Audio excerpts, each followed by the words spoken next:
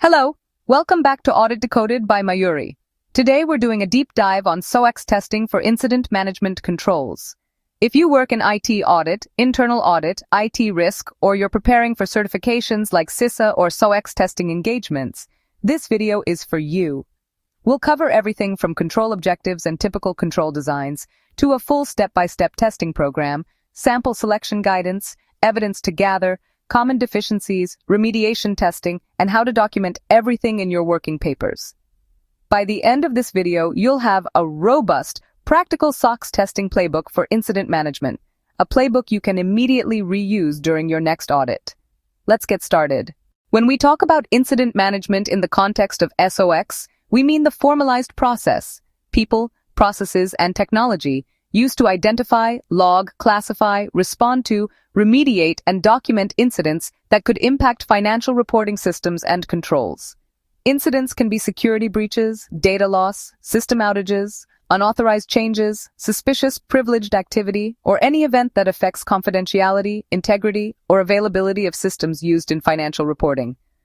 Under SOX, incident management controls matter because incidents can impair key controls and the integrity of financial data, and management must demonstrate timely detection, escalation, remediation, and reporting. The incident management process is therefore often linked to the IT general controls, ITGCs, and application controls that SOX auditors rely on. Key control objectives we will test. 1. Incidents are detected and logged in a timely and consistent manner. 2. Severity and impact are correctly classified with defined escalation paths. 3. Appropriate remediation activities are defined and executed. Containment, root cause analysis, fixed deployment. 4. Remediation is tracked to completion, tested, and validated. 5. Post-incident review and management reporting occur and drive corrective actions to prevent recurrence. 6. Evidence trails exist, ticketing records, change requests, approvals, testing evidence, communications. Let's map the common controls you'll encounter. Policy and governance. Incident response, IR. Policy, incident classification matrix. Roles and responsibilities, SLAs for response and remediation. Detection and logging controls, automated alerting via CM, IDS, IPS, monitoring dashboards. Ticket creation from alerts, CM, ITSM integration or manual logging process. Triage and classification, standardized severity levels, P1/P2/P3. Impact assessment criteria, assignment rules. Escalation and approvals.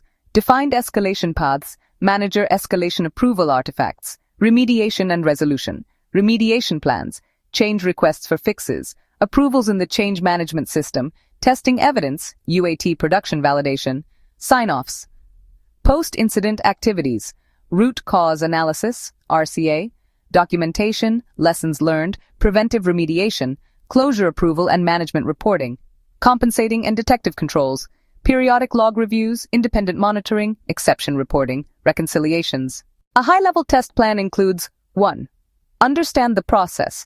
Review policies, process flow, system architecture, and interfaces, CM, ITSM, CMDB, change management. 2. Identify key controls to test. Map controls to SOX ITGC objectives and to processes that support financial reporting. 3. Perform walkthroughs with control owners to confirm process flow and control operation. 4. Design sample selection and test methods, inquiry, inspection, observation, reperformance. 5. Execute tests of design and operating effectiveness across a defined testing period, usually fiscal quarter or year. 6. Document findings, evaluate deficiencies, and test remediations if applicable. 7. Conclude and report, control opinion and recommended remediations. Now I'll walk you through detailed, step-by-step testing procedures you can use as a template. Use this as your master checklist. I split the procedures by phases. Pre-test, planning and design. Testing, operational evidence. ITGC dependency testing.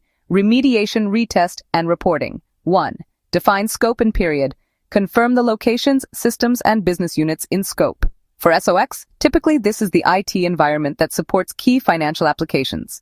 Document start and end dates. For example, FY 2024, 01 April 2024 to 31 Mar 2025. 2. Obtain documentation. Incident management policy, incident response plan, escalation matrix, SLA documents, process flow diagrams, ITSM tool architecture, CM integration design, sample incident playbooks, roles matrix, contact lists. 3. Control identification. Map each control to a control objective. Example: all security incidents affecting financial systems are logged in ITSM with unique ticket ID and assigned within SLA. Control owner, security operations manager. 4. Walkthroughs and inquiries. Walk through the process with incident handlers, security operations, change management, application owners.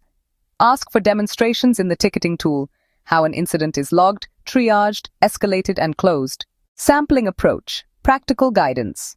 Use a risk-based, judgmental sample for incidents. Include all P1/P2 incidents and a representative sample of P3/P4 incidents. For higher volume environments, sample across months and incident types. Example sampling approach. Test all P1 incidents in the period. From P2 incidents, test 60% if total, 50 or at least 20/40 random P2S if 50. For P3/P4, take random samples across months, for example, 20/40 tickets. Document how you selected each sample and why. For each selected incident, perform 1. Inspect the ticket in the ITSM tool, for example, ServiceNow Remedy. Confirm there is a unique ticket ID created and timestamp of creation. Verify the incident description and categorization. Reflect the actual event. 2. Confirm detection source. Check whether the ticket was generated by an automated alert, SIM, or manually logged. If automated, obtain CM alert record and timestamp. If manual, note source and evidence supporting the detection. 3. Time to detection and logging. Compare the incident occurrence time, from logs or CM, to ticket creation time. Calculate time taken to log the incident. Confirm it meets the SLA or policy expectation. 4. Classification and severity assignment. Inspect how severity was determined and by whom. Confirm severity mapping aligns with severity matrix and that escalation path is appropriate. 5. Assignment and ownership. Verify that the ticket was assigned to an authorized owner and that assignment history shows timely reassignment when needed. Confirm that individuals had appropriate roles permissions at the time. 6. Escalation evidence. Review escalation notes, manager approvals, or escalation tickets. Verify the escalation occurred in accordance with the defined timeline for the assigned severity. You'll commonly see these deficiencies. 1. Missing tickets or late logging. Phrase, Incident X was not logged in ITSM within the time frame required by the incident response policy. Ticket creation occurred Y hours after detection with no documented reason. 2. Incorrect severity classification and no escalation. Phrase, severity was underclassified. The event should have been escalated to P1 per the severity matrix, but escalation did not occur. 3. Remediation lacking change management evidence. Phrase, remediation was performed without a linked change request and CAB approval, or evidence of testing was not found. 4. No RCA or incomplete RCA. Phrase, root cause analysis was incomplete and did not identify the underlying cause. Corrective actions were not clearly defined. 5. Unauthorized closure or lack of sign-off. Phrase, ticket was closed without documented approval by the application owner. Closure lacked sufficient evidence of remediation. Start with high-risk incidents first. P1/P2 incidents often reveal systemic deficiencies if they weren't handled correctly. Use data analytics. Export ticket logs to CSV and run filters for time to response, reopen rates, closure times, and exceptions. This helps you identify anomalies and pick targeted samples. Timestamp parity. Always confirm that all systems use synchronized time, NTP. If time drift exists, calculating detection to response intervals will be misleading. Chain of custody. When extracting logs, capture export logs and include hash values or screenshots showing export timestamps.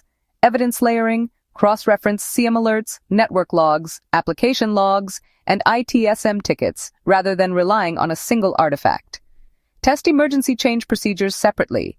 Emergency fixes often bypass normal CAB processes. Test whether compensating controls, post-facto approvals, backup configurations exist. Document owner confirmations. Where evidence is lacking, obtain control owner attestations, but treat attestations as weaker evidence and follow up with alternative evidence where possible. Keep a running issues tracker so you can determine whether exceptions are isolated or systemic. That was a full practical masterclass on SOX testing for incident management controls. From control objectives and common control types to detailed step-by-step test procedures, sampling guidance, ITGC dependencies, evidence templates, and reporting. If you want, I can convert this into a downloadable working paper checklist or create a shorts version summarizing the top 10 testing steps for quick reference. Tell me which you prefer. If this video helped you, please like, subscribe, and hit the bell for more audit and cybersecurity testing deep dives from Audit Decoded by Mayuri. Drop your questions below. I'll read them and create follow-up videos for the most requested topics. For example, testing CM integrations, how to test emergency change controls, or data analytics for incident testing. Thanks for watching. See you in the next video. Bye.